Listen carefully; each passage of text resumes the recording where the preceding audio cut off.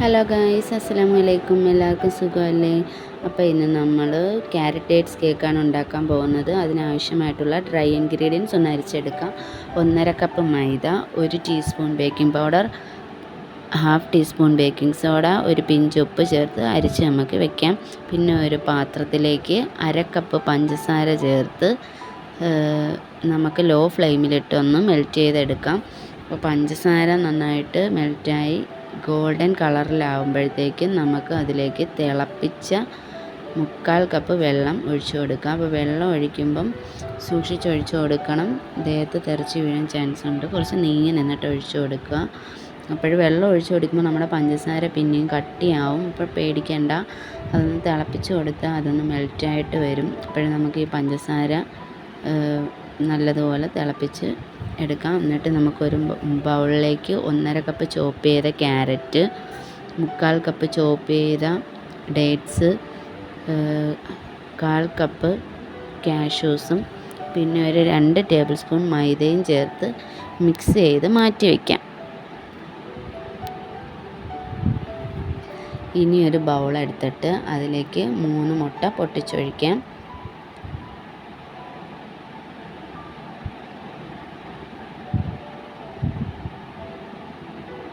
അതിലേക്ക് 1 teaspoon vanilla എസൻസും ചേർത്ത് നമുക്ക് നന്നായിട്ട് ബീറ്റ് ചെയ്തെടുക്കാം.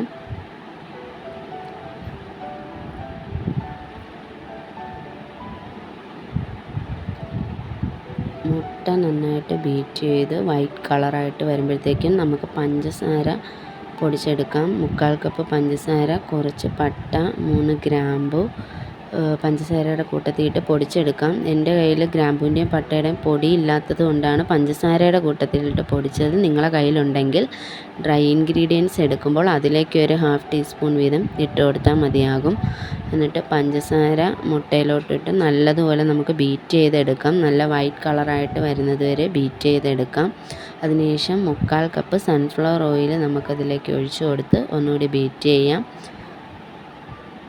പിന്നീട് നമ്മൾ കാരമലൈസ്ഡ് ചെയ്ത് വെച്ചിരിക്കുന്ന ഷുഗർ വെള്ളവും കൂടി ഇതിലേക്ക് ഒഴിച്ചു കൊടുക്കാം.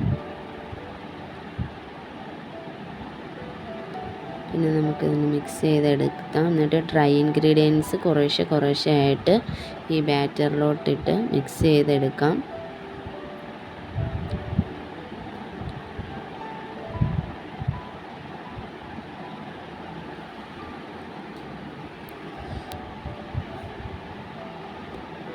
ഇപ്പോൾ ഡ്രൈ ഇൻഗ്രീഡിയൻസ് മുഴുവൻ മിക്സ് ആക്കിയതിന് ശേഷം നമുക്ക് ക്യാരറ്റും ഡേറ്റ്സും നട്ട്സും കൂടി ഇതിലേക്ക് ആഡ് ചെയ്ത് കൊടുക്കാം.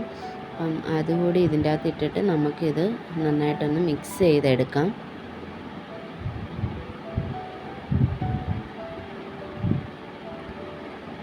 എന്നിട്ട് ഞാൻ നേരത്തെ തന്നെ ഒരു 8 ഇഞ്ച് പാൻ ബട്ടർ പേപ്പർ ഇട്ട് ഗ്രീസ് ചെയ്ത് വെച്ചിട്ടുണ്ട്. അതിലേക്ക് നമുക്കിത് ഒഴിച്ചു കൊടുക്കാം. എന്നിട്ട് ഓവൻ 10 മിനിറ്റ് മുമ്പേ പ്രീ ഹീറ്റ് ചെയ്ത് വെച്ചിട്ടുണ്ട്. അതിലേക്ക് നമുക്ക് ഈ ബാറ്റർ വെച്ച് കൊടുക്കാം. ഒരു 40-45 മിനിറ്റ് ആകുമ്പോഴത്തേക്കും കേക്ക് റെഡി ആയിട്ടുണ്ട്. അപ്പോൾ ക്യാരറ്റ് ഡേറ്റ്സ് കേക്ക് എല്ലാവർക്കും ഇഷ്ടപ്പെട്ടിട്ടുണ്ടെങ്കിൽ എല്ലാവരും ഒന്ന് ട്രൈ ചെയ്ത് നോക്കിയിട്ട് അഭിപ്രായം പറയണേ. Thank you.